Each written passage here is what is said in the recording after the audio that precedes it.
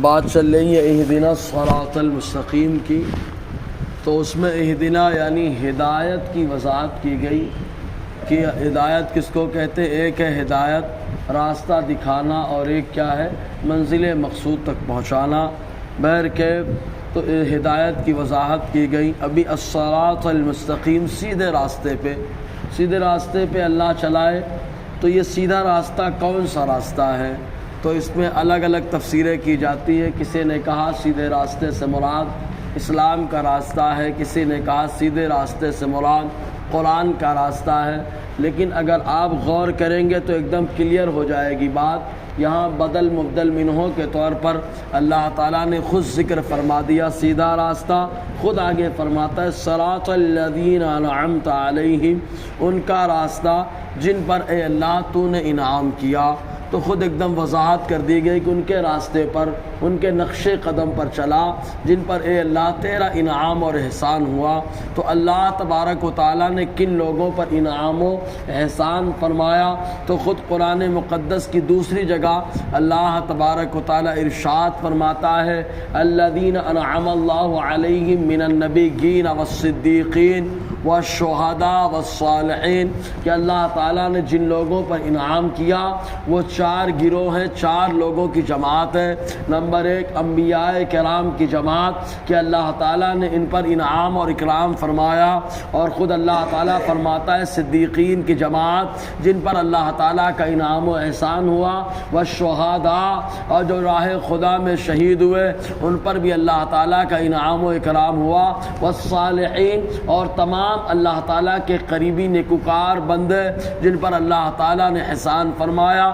تو ان کے راستے پر چلنا در حقیقت اللہ تبارک و تعالیٰ نے اسی کو صراط مستقیم فرمایا۔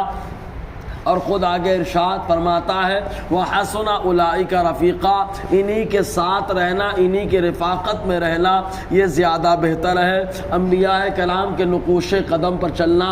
اب آپ دیکھیں شریعت کے اندر بہت ساری باتیں ایسی ہیں جو پچھلی شریعت کی ہیں، اور حضور صلی اللہ علیہ وسلم نے اس شریعت نے بھی اس کو رکھا ہے۔ تو اللہ تعالیٰ نے فرما دیا سیدھے راستے پہ چلنا، تو ان کا راستہ جن پر اللہ کا انعام ہوا تو وہ انبیاء کا راستہ ہے۔ بہت سارے اصول و ضوابط اور بہت سارے قوانین ایسے رہے جنہیں حضور صلی اللہ علیہ وسلم نے باقی رکھا۔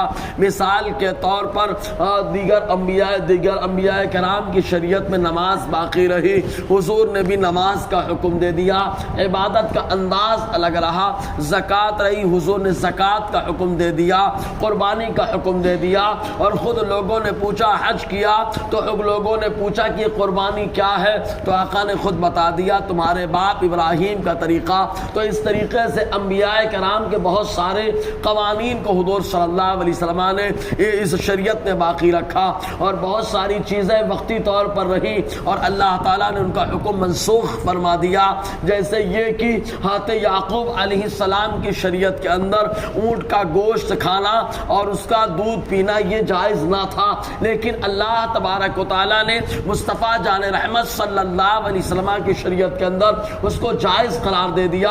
یہی وجہ کہ حضرت عبداللہ ابن سلام رضی اللہ تعالیٰ عنہ جب یہودیت کو چھوڑ کر کے اسلام میں داخل ہوئے تو شروع میں انہوں نے اونٹ کا گوشت اور اس کا دودھ پینے سے گریز کیا، اس وجہ سے کہ اسلام کے اندر اونٹ کا گوشت کھانا فرض واجب نہیں، خالی جائز ہے۔ اونٹ کا دودھ پینا فرض واجب نہیں، خالی جائز ہے۔ نہیں کھائیں گے تو بھی چلے گا، نہیں پیئیں گے تو بھی چلے گا، لیکن حضرت یعقوب علیہ السلام کی شریعت میں یہ ناجائز و حرام تھا، تو انہوں نے کہا دونوں پہ عمل ہو جائے گا۔ تو اللہ تعالیٰ نے قرآن مقدس کی آیت نازل فرمائی۔ اللہ تعالیٰ فرماتا ہے یا ایھا الذین آمنوا ادخلوا فی السلم کافہ، اے ایمان والو جب ایمان لائے ہو تو اسلام میں مکمل طور سے داخل ہو جاؤ۔ تو جب حضرت عبداللہ ابن سلام نے یہ سنا تو اونٹ کا گوشت کھانا بھی شروع کر دیا اور اونٹ کا دودھ پینا بھی شروع کر دیا۔ تو بہت ساری چیزیں ایسی رہی ہیں جنہیں حضور نے باقی رکھا، اور بہت ساری چیزیں ایسی رہی ہیں جنہیں حضور صلی اللہ علیہ وسلم نے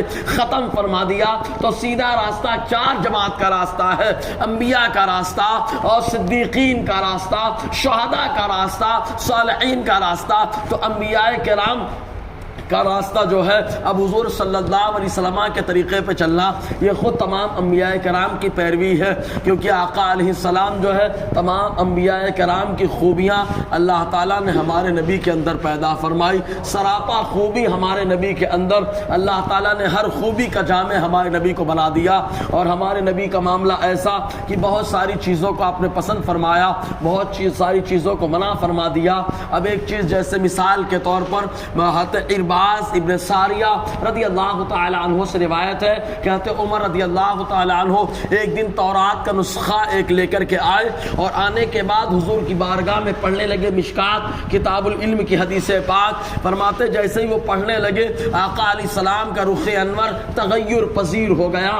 ابو بکر صدیق حضور کے چہرے کو دیکھ رہے تھے، عمر تورات کو پڑھ رہے ہیں اور آقا علیہ السلام کا چہرہ بدل رہا ہے۔ حضرت ابو بکر نے کہا سکیلت کا سواکل، اے عمر رونے والیاں تم پہ روئیں، تم کیا غضب کر رہے ہو، مصطفیٰ جان رحمت کے چہرے کو نہیں دیکھتے ہو؟ تو آقا علیہ السلام کے رخ انور کو دیکھا، گھٹنوں کے بل کھڑے ہو گئے اور معذرت کرنے لگے، اے اللہ کے حبیب صلی اللہ علیہ وسلم، عمر راضی ہے اس بات پر کہ اللہ تعالیٰ جو ان کا رب ہے، عمر راضی ہے اس پر کہ قرآن اس کی کتاب ہے، عمر راضی اس بات پر کہ اسلام اس کا دین ہے، عمر اس بات پر راضی ہے کہ آپ اس کے پیغمبر ہیں۔ آقا علیہ السلام نے فرمایا عمر تورات کی تم تلاوت کر رہے ہو جبکہ تورات کے اندر تبدیلی کر دی گئی ہے۔